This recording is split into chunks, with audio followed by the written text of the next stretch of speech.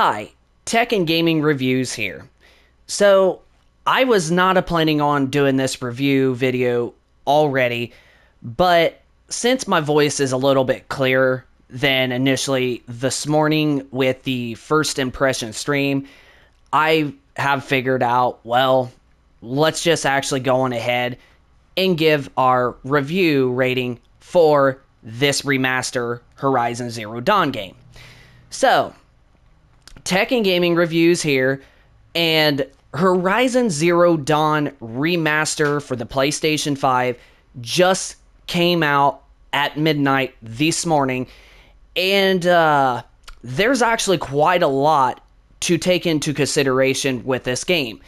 And this game is actually remastered a lot more, like it's a lot better than what we initially thought that it was honestly going to be. And honestly, I honestly think that this game already looked good on a PlayStation 4. And if you had a PlayStation 4 Pro, then that was basically the best way to play this game. And I still think that even the PlayStation 4 version still looks insanely good, even if it is on a base PlayStation 4. And playing the PS4 version of this game on a PS5 also granted you basically 4K at 60 frames a second. But however, now they have released a remaster version of this game for the PS5, and the graphics, they've actually done a lot more to the graphics than what we originally thought that it was going to be. I mean, the texture detail, like if you look at like the grass detail here and the freaking bushes that we're in currently, like if you just look at that and as well as the trees, they definitely did a lot of effort with this remaster than what most other developers usually don't do. Well, technically there's some that do good just like this, if not better. But Horizon Zero Dawn Remastered definitely does get a win. And the fact that it is only a $10 upgrade to basically upgrade your current PlayStation 4 version, whether if you have a hard copy disc lying around and you just want to pop in the disc, or if you have owned this game digitally, you get to upgrade just for $10. And personally, I think the $10 is honestly worth it. Like, even with the amount of graphics and detail that you are currently getting, the $10 is definitely justified for this. And I would even have said the same thing if this game was $20 for an upgrade. But hey, for $10, you definitely cannot beat that. Now, this game is not quite up to the par of graphics as Horizon Forbidden West, but it is pretty darn close from Digital Foundry's review. And honestly, like, it just is a incredible game. Honestly, I think that the visuals are almost as good as basically Forbidden West looks. Like, the graphics are definitely almost quite as good as Forbidden West. But guess what else you do get with this $10 upgrade fee for this game? Or, well, I should say the remaster version for PS5. If you press the pause button and go to settings, you're basically going to be granted right here the same graphical modes as Forbidden West gives you on the PS5. You're going to get a resolution mode that basically plays the game at true native 4K, but only playing at 30 frames a second. And then you got performance mode, which basically gives you the game at 60 frames a second while playing at a lower resolution. And then you get a balance mode, which basically plays kind of technically in between resolution and performance mode, where you're still getting a sharp image, but not quite as sharp as resolution. And you're getting a smoother frame rate that's not quite as good as performance, but both that are in between. And honestly, even if you choose to play this on resolution mode, you're definitely still going to be impressed with how good that the game still runs at 30 frames a second.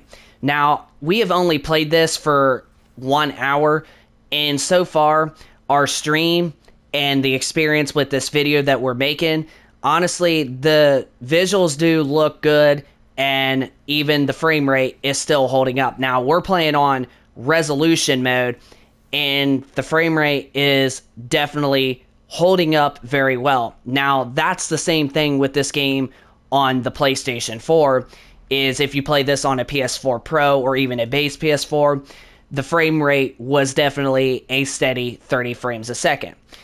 But with this, at least you get bonuses with this and extra features like a balance mode or a solid performance mode if you rather have better frame rates rather than quality resolution. And all this I definitely do think is very, very smart. But like I also mentioned, there's a lot of little details that they have improved, like texture quality is better, and the grass, you can actually just see there is a lot more grass than the original game, and the grass just looks insanely pretty. And if you look at the trees, they definitely did some work on the trees, and I mean, heck, even the snowy areas look incredible, like right here where we're basically in the mix of a snow biome but also a regular biome. Like if you look at this stuff right here, like it's insane with how good that this honestly looks. So yeah, so today Horizon Zero Dawn Remastered finally released at midnight for the PlayStation 5. And if you are somebody that is planning on getting a PlayStation 5 Pro, this game, however, is going to be enhanced for the PlayStation 5 Pro. So when that comes, you're pretty much going to be getting this version, or this, I should say, this graphical mode that we're on, which is resolution, while also maintaining a smoother 60 frames a second. That is most likely what you're going to get with the enhancement of the PS5 Pro enhancement with this game. So honestly, for this review, and there's actually 3D audio that they added to this game, which sounds a slightly bit better than it did on the OG PlayStation 4 version. So right there, you're getting better audio, and even the character models on some, even when Aloy's hair at the start of the game, when she is a young character, her hair definitely is strung out and looks a lot more better than it initially did on the PlayStation 4 version. So overall, this is my final review for Horizon Zero Dawn Remastered for the PlayStation 5. I definitely am going to get it a 8.5 out of 10. Honestly, it's not completely perfect, but the amount of graphical upgrades that you get with this game and having, you know, different graphical modes like a performance and a balance mode, and having that extra clarity that the PS4 Pro did not have, even though it was still technically a 4K resolution. You is basically only getting a checkerboard rendered 4K rather than a native 4K like you were getting with the PlayStation 5 version. And even to an extent, I even thought the performance mode somehow, with its low resolution, heck, even still looked somewhat cleaner than this game running on the PlayStation 4 Pro did. And that game was actually able to hit a 4K, even though it was only a checkerboard rendered 4K. So far, I mean, this game, like I mentioned, I have to give it an 8.5 out of 10. And for the $10 upgrade that you get with this game, this is definitely a lot more bang for your buck than we initially thought that they were going to be doing. So definitely have to give the developers a lot of love and credit for this, because they clearly did do a lot more work for this than what we initially thought. Like, honestly, I didn't expect this amount of detail and this amount of clarity that was pretty much ever going to happen. Like, I did not expect this much. So Guerrilla Games definitely did a good job on this remaster of Horizon Zero Dawn on the PlayStation 5. And like I stated, if you're planning on upgrading your PS5 to the PlayStation 5 Pro, this game did get announced just the other day that there will be a PS5 Pro enhancement for this game. So, all good things right there. And honestly, for a $10 upgrade, if you're planning on getting the PS5 Pro, that's honestly absolutely worth the $10 upgrade. So, yeah, Horizon Zero Dawn Remastered PS5 version, absolutely, it gets an 8.5 out of 10. It is not perfect, but for 10 bucks, you cannot beat that. Honestly, I am very, very impressed with this remaster, and I think that it's definitely one of the select few actual good remasters that any developer has ever done.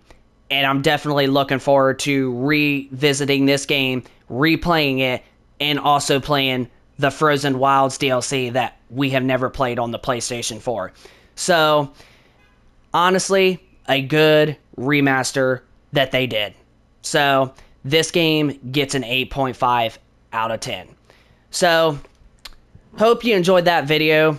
If you did, smack that like button and also hit that subscribe button if you are new to this channel, and we will keep you posted with more content like this going forward. And also, I just noticed my voice is starting to get cracky again after talking for a while, so I'm still rocking with somewhat of a sore throat, so sorry about if my voice sounds a little cracky. But honestly, leave us a comment down in the comment section down below if you are somebody that bought this remaster game or upgraded for 10 bucks, and how impressed are you with the remaster and all that. So just let me know in the comment section down below if you decided to upgrade for 10 bucks and how is your experience. What do you like about this remaster? So this is Tech and Gaming Reviews, so hope you enjoy it, minus my voice. Rate, comment, subscribe, and we shall see you in the next video. Peace.